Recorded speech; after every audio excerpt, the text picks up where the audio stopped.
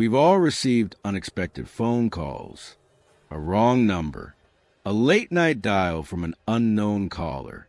But what if that voice on the other end wasn't human? What if the call came from someone who wasn't supposed to call anymore? Some believe that spirits linger, finding ways to reach out. A whisper through static, a message from beyond. This is a true account of one such call. A call that should have never happened. A call that changed everything. The call that came at midnight. Lena's phone rang at exactly 12:07 a.m. She almost didn't answer. It was a cold October night, and she'd been fast asleep, her phone buzzing loudly on the nightstand. She squinted at the screen, confused. Unknown caller. Something about it felt wrong. Her stomach tightened, but curiosity won over fear. She answered. Hello. Silence. Then a faint crackling sound, like someone breathing through static. She checked the signal. Full bars. Who is this? She asked.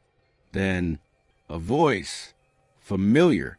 A voice she hadn't heard in 3 years. A voice that shouldn't exist. Lena?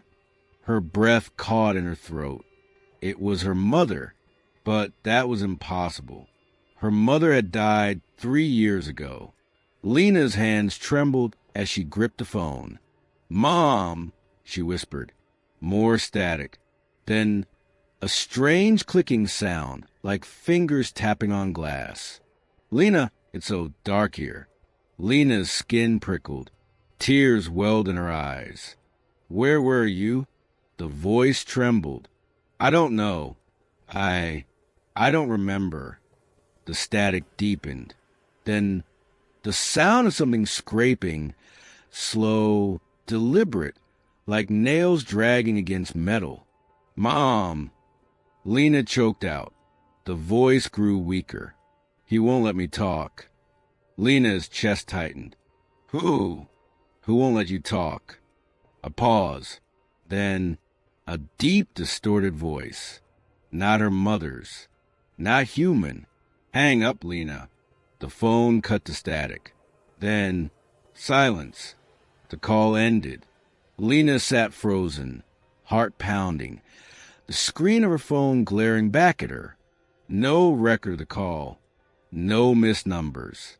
No proof that it had happened. But as she sat there in the darkness, her breath coming in shaky gasps, her phone screen flickered. A new notification. A voicemail. She swallowed hard, hesitating, then pressed play. At first, just static. Then a whisper. Don't answer next time. Lena didn't sleep for the rest of the night, and she never answered another unknown caller again, because now she knew sometimes the dead do call, and sometimes something else answers. Story 2. The wrong number from beyond. Jared didn't believe in ghosts. He was a rational guy. No superstitions, no fear of the dark, no paranoia about things lurking in the shadows. But one night, he got a call that made him question everything. It was a stormy night, rain hammering against his apartment windows.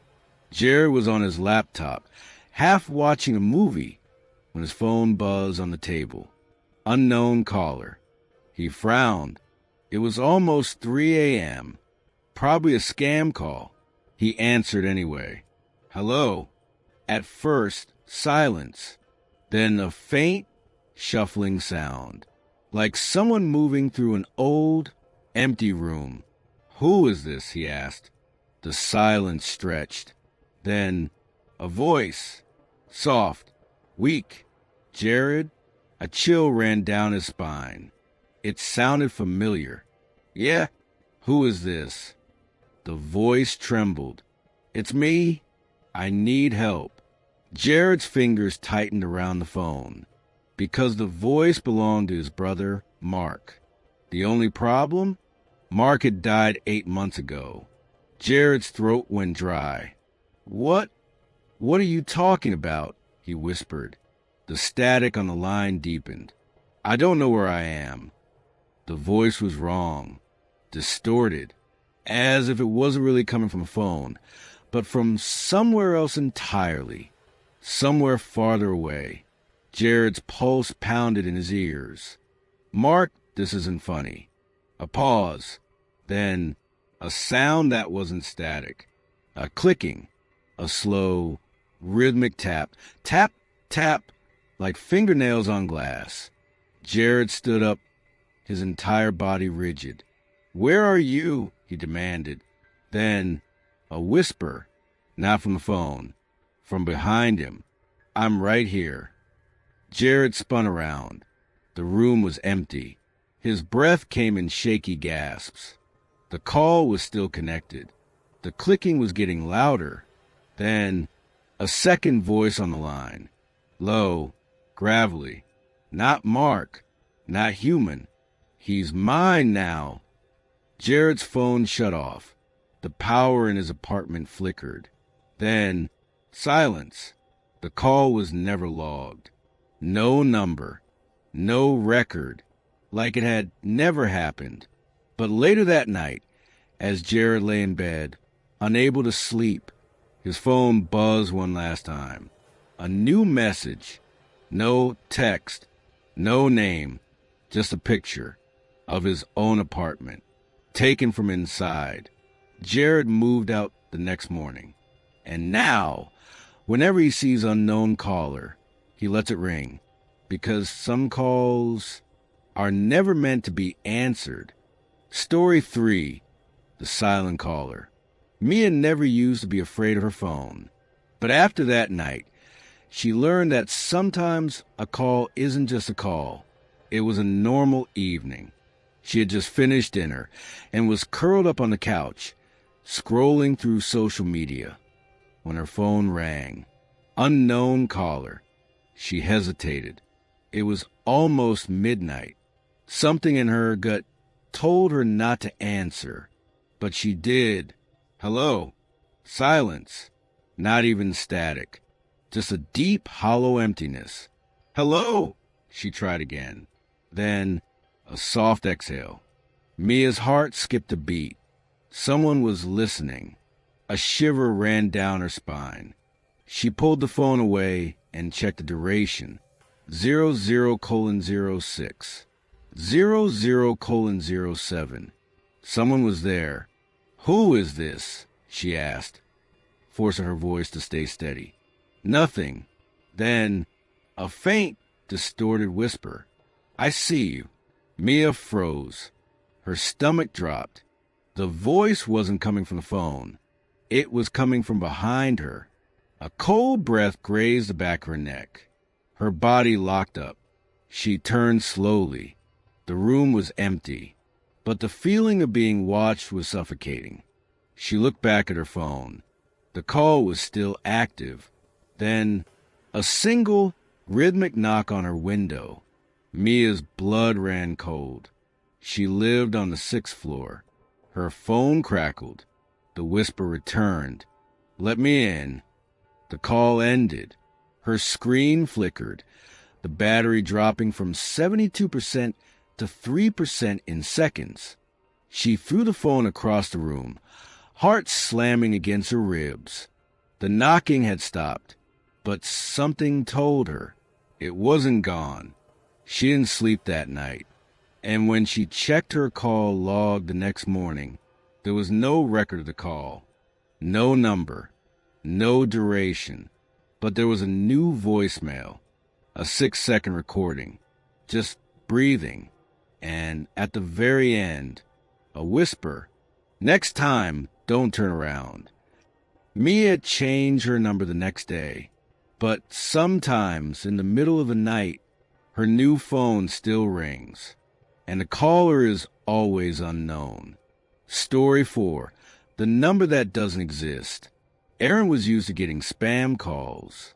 Working late-night shifts at a 24-hour diner meant his phone was always buzzing. Wrong numbers, drunk dials, the occasional prank call.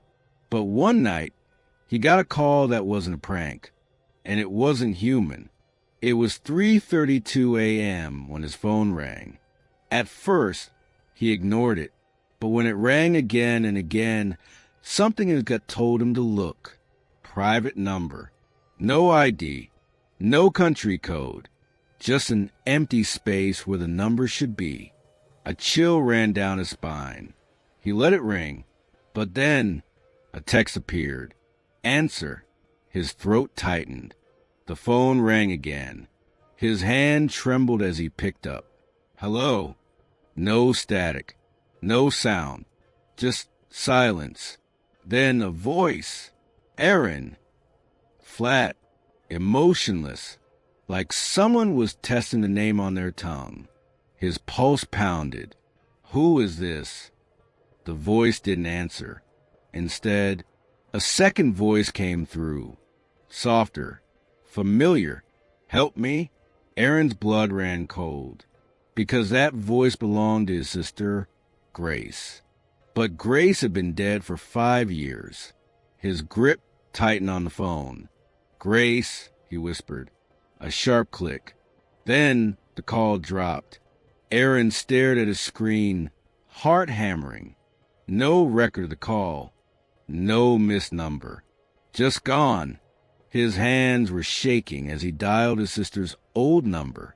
He didn't expect anything. It had been disconnected years ago. But this time, someone answered. A faint, crackling breath. Then, a whisper. He won't let me talk. The line went dead. Aaron didn't move. Didn't blink. Then, another text. Don't call again. Aaron changed his number the next morning. But sometimes, when he wakes up in the middle of the night, his phone buzzes. Just once. A missed call from no one. And sometimes, if he listens closely enough, he can still hear Grace whispering his name. Some calls never show up in your history. Some numbers don't exist. But if your phone rings in the dead of night, and the voice on the other end knows your name, ask yourself, who is really calling? And if they say, help me, whatever you do, don't answer.